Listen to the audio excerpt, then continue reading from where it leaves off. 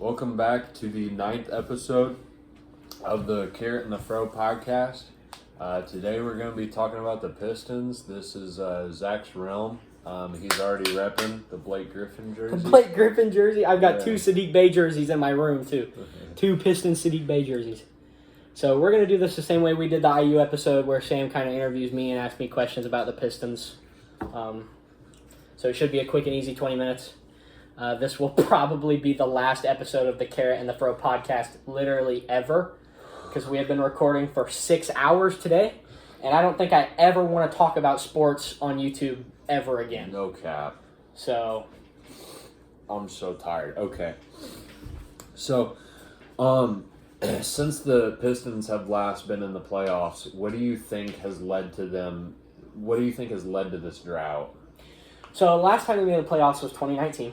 Led by Blake Griffin. They got swept in the first round by it was 2018. They got swept in the first round by the Cavaliers. I think ever since then, it's just been regression from Blake Griffin.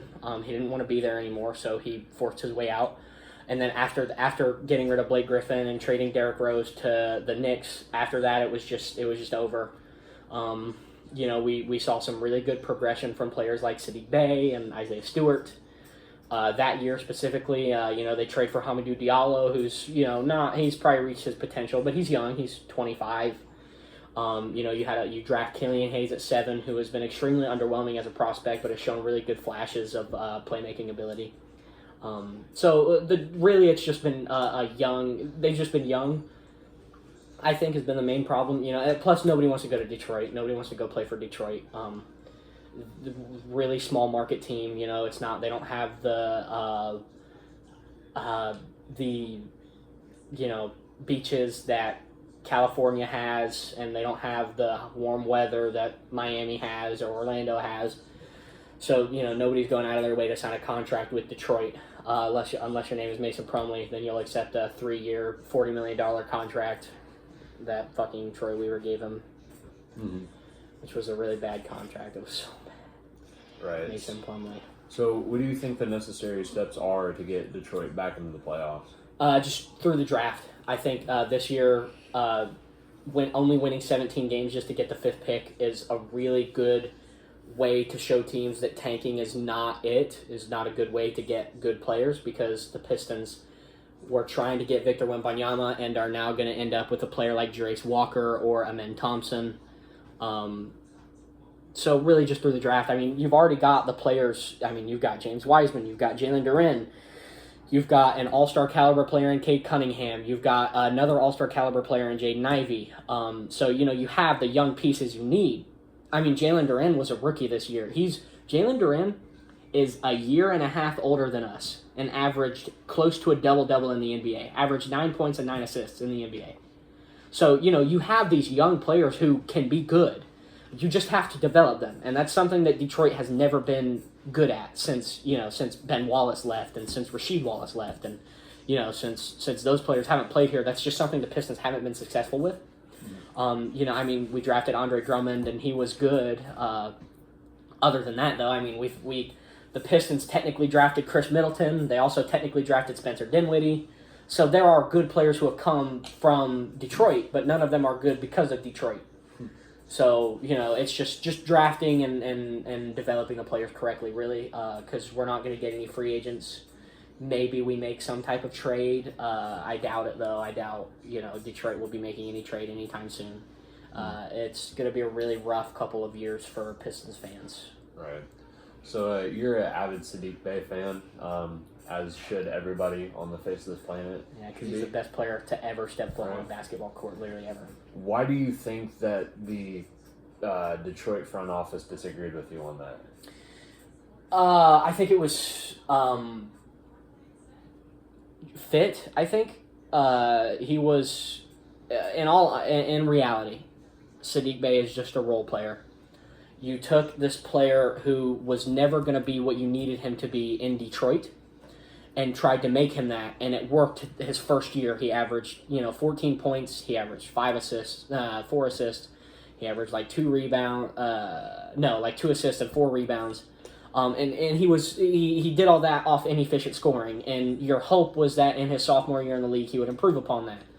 and he didn't. He just scored more on even more inefficient stats. So they gave him this first half of this third year to improve on that, and he didn't. And that's the sad part about Sadiq Bey is that he can score on all three levels. He just can't do it efficiently. He is supposed to be a three-point shooter, and he'll give you 31% from three, which from my small forward isn't that, because Sadiq Bey is a 3-and-D wing. That's what he's supposed to be. And when my 3-and-D wing isn't good at shooting the three ball, he is good at it, but when he's not consistent at it, when he's doing it 31% of the time, that's just not what my team needs, and I think they gave up on him a little too early. He's only 24 years old, and last year he was the best player on the team. So why they traded him, I don't know. They got 5 second-round picks out of it from Golden State, and then Golden State instantly flipped him to Atlanta for another 5 second-round picks. So I thought it was really questionable. Sorry, no, they didn't get 5 second-round picks from Golden State. They got James Wiseman from Golden State, who has been good. He's not had the impact that Sadiq Bey had. But it wasn't a bad trade. It was just confusing because you've already got Jalen Duren and Isaiah Stewart, and you had Sadiq Bey and Isaiah Livers playing the small forward position, and then you get rid of Sadiq Bey to trade for another center. And now you have a 3-center rotation of Isaiah Stewart, Jalen Duren, and James Wiseman. And the only one who can shoot is Isaiah Stewart. And even then, Isaiah Stewart only shoots like 32% from three, which is okay for a center, but also isn't like amazing. So I think it's just a fit. I don't know. Honestly, to be honest with you, I think Troy Weaver traded him just to trade him because I can't think of a good reason. I can't think of a good justifiable reason in my head as to why the Pistons wouldn't want to hold on to Sadiq Bey for at least another year or two. Maybe they didn't want to pay him in the offseason. I have no idea. I don't think it was a good trade. I think you're better off keeping Sadiq and helping him develop and become a more efficient shooter, because if Sadiq was a more efficient shooter, he would be amazing. He would be great. He would be an all-star caliber player. And you need somebody like Sadiq Bey around Cade Cunningham who's going to hit a wide-open shot. So speaking of fit that you've mentioned with Sadiq, if you could take one player from any team, really, say that there's no trades, there's not you're just clean signing this player to the roster, who do you think would fit best out of these tier 1 guys who are the best in the league? Superstar? Yeah, if you're getting a superstar, who would fit best with this current Pistons roster and actually give you guys a shot at the title? Wow, that's a really good question. Probably a player probably somebody like Kevin Durant, I would say. Somebody who can do everything, because there are a lot of holes on the Pistons. You don't have any old veteran role players other than Bojan Bogdanovic and Corey Joseph, but Corey Joseph is not a very good role player. So probably somebody like Kevin Durant, maybe Kawhi Leonard, assuming he stays healthy. Just a small forward who can score and play defense. Really, LeBron James wouldn't be bad. I actually think somebody like Kawhi Leonard would fit perfectly next to Cade Cunningham, because he's a great scorer. And he's really good at dishing the ball out. And so, Kawhi Leonard isn't somebody who's extremely ball dominant.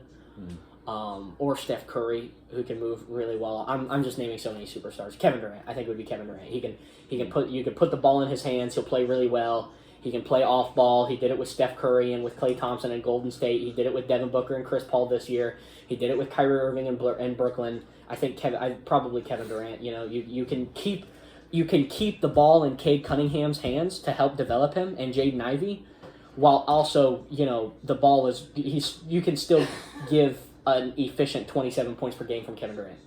So I think probably Kevin Durant would, out of any superstar tier 1 player in the NBA, would probably fit the best on the Pistons right now. And he's a small forward, which is exactly what they need, because their only small forward is Isaiah Livers, and he's okay, but he's not the long-term answer to what they need. So kind of the opposite question now. Say they have a new front office, right, which goes into absolute panic mode, right? So they come in and they blow everything up. You're only to keep one player. Who's that one player that you're building around? who's gonna eventually have to be the superstar of this team, and you're gonna have to put pieces around him that complement his game. Who is that player and why?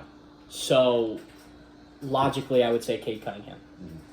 We're going to take Cade Cunningham out of this, though, because that's too easy. I would probably say Jalen Duren. I know Jaden Ivey is probably the better answer here, but I just really like Jalen Duren's game. He came in this. He doesn't shoot the three, so you're going to have to put good 3-point shooters around him. But with that being said, there are plenty of centers who have won in today's modern NBA that can't shoot the three. Like, if you think about it, you have right now Anthony Davis isn't an amazing shooter. Bam Adebayo on the Heat isn't an amazing shooter. You've got Nikola Jokic, who can definitely shoot, and Robert Williams starting on the Celtics, who doesn't shoot at all.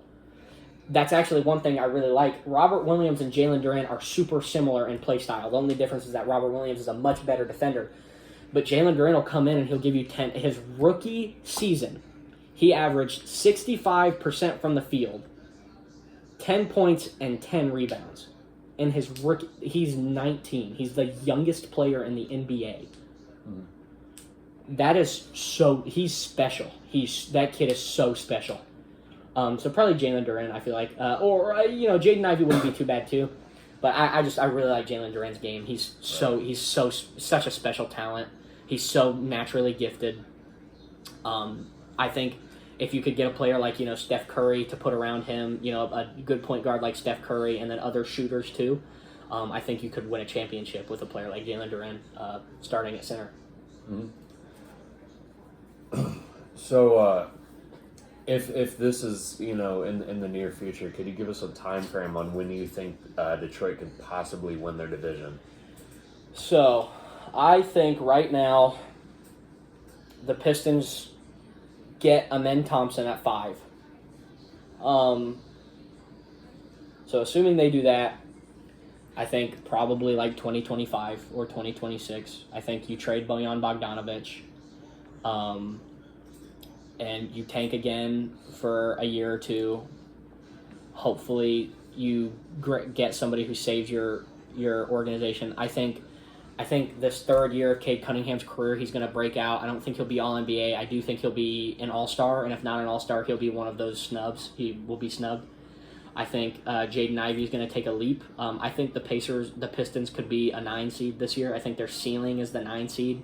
I think their floor is, the worst team in the NBA again, because anything could happen.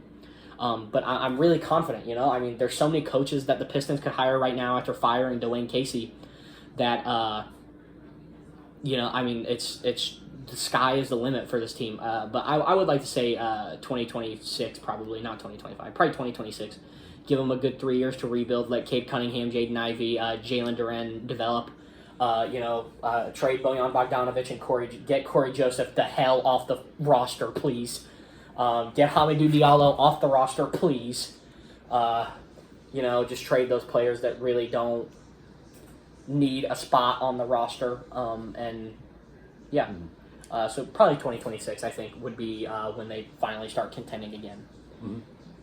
So the head coaching situation, right? You mentioned they fired Dwayne Casey. Was that right? Okay. So have they hired a new head coach? No, sorry, they didn't fire him. He moved up into the front office, actually. Oh, okay. So is there a replacement? Or are you guys currently in the search? They're currently in the search. Okay. There's a lot. I don't think they're looking for one of the big names like Nick Nurse or Monty Williams or Doc Rivers. I think if they could get one of those coaches, I would love for them to hire Monty Williams. Just because of how good he was at developing Devin Booker in Phoenix. But no, I would be down for any coach. There's a rumor that they were going to hire, what's his name? He's an assistant coach. Kenny Atkinson, I think his name is. They've also considered a couple other people. They're still looking. We should probably know. James Edwards of The Athletic, he is a Pistons journalist, said that we should know who the head coach is by the time the lottery comes around. That hasn't happened yet. They're still interviewing. I really wanted Ime Udoka to be the Pistons head coach, but he signed with the Rockets. So, it should be soon. I have no idea who it will be. If I got to choose, I would probably say Monty Williams. I don't think they'll go I don't think Monty Williams wants to come to Detroit. So whoever it is, I hope it's just a good one. All right. So with this new head coaching hire, is development your number one concern? Yes. Sorry, yes, 100%. Because Detroit has not been good at developing players. You have a player like Killian Hayes, who is finally starting to show flashes of what he could be. Detroit drafted him at number 7 over Tyrese Halliburton, because they believed in him and they just haven't developed him into what he should be. And that's partially his fault, but it's also not, because the situation he came into was not a good one. I mean, if you think about it, when they drafted Killian Hayes, you had just gotten rid of Blake Griffin, you had just gotten rid of Derrick Rose, you had just signed Jeremy Grant and Mason Plumlee Jeremy Grant wasn't a bad signing, but at the time, nobody knew what Jeremy Grant was going to be. So you had just given these big contracts to Jeremy Grant and Mason Plumlee, and nobody is high on the Pistons right now, and then you are drafted at number 7 to the Pistons to come in and be the starting point guard. So Killian Hayes was just never in a good position and to blossom, and so he didn't. And I think it's partially because the front office is just not good at developing players. When we've seen it. Cade Cunningham came in, had a super inefficient first season. He played 12 games his sophomore season, and in those 12 games was not very efficient. And again, there's only so much the coaches can do, but still, as a development coach, it is your place to develop these players, and they haven't done that. Now, you could also make the argument that nobody knew Sadiq Bey and Isaiah Stewart would blow up the way they did. And you could make the argument that that was the Pistons' developmental team, and sure, that makes sense, but you could also make the argument that Sadiq Bey, because no matter what you want to say about Sadiq Bey, he was still a lottery pick. I believe he was the last pick in the lottery. So sure, maybe it was the Pistons developmental team. Or maybe he was just a top 13 pick in the first round of the NBA draft. You know, and it's the same thing with Isaiah Stewart. He was a top 17 pick, I think, in the NBA draft. So, you know, sure, maybe these players were developed by the Pistons, but, they failed with so many other players. I mean, you could even go back further and say Darko. I mean, they drafted Darko over, who was it? Was it over Carmelo Anthony? Was it that? It went LeBron, Darko, and Carmelo, I'm pretty sure. Or maybe not, but they drafted Darko over some NBA Hall of Famer, and that is embarrassing. Because you draft him, and then he doesn't pan out. So, it's just super, the Pistons have just never been good at developing young talent. So I pray and hope to God that they can develop Cade Cunningham, because if they don't, my older brother will be right when he tells me that he would still take Josh Giddey over Cade Cunningham in the draft, and I think he's delusional for that. Yeah, they took Darko over Carmelo Anthony. They took Darko over Chris Bosh. They took Darko over Dwayne Wade. Dwayne Wade could have been a Detroit Piston, and Dwayne Wade would have been a Detroit Piston with Chauncey Billups and with Ben Wallace and with Rasheed Wallace. That team would have been crazy. That team would have went absolutely bonkers. And they were not, I believe they made it to the finals again, but they were never good again. It was after that championship. They just failed. And, so it's really important that these young guys are developed because, like you asked earlier, what I think the timetable is on them winning again. Well, it depends on how well the Pistons can develop these young players. So what direction are you hoping for in the draft? I would really like to see Amen Thompson get drafted by us. If Amen Thompson is not on the board, I'm really high on Grady Dick, and I'm really high on Jarace Walker. Those two players I think would be really interesting. Grady Dick is a really good three-point shooter. I think that would I think that would bring a lot to Detroit, getting a consistent shooter on the roster. And Jarace Walker is just a traditional big man, so yeah. So how many picks do you guys have this year? I actually have no idea. I know we have one pick. I think we have 2 first-round picks this year. I don't know how many second-round picks we have. Probably just 1. So who are you hoping with that first?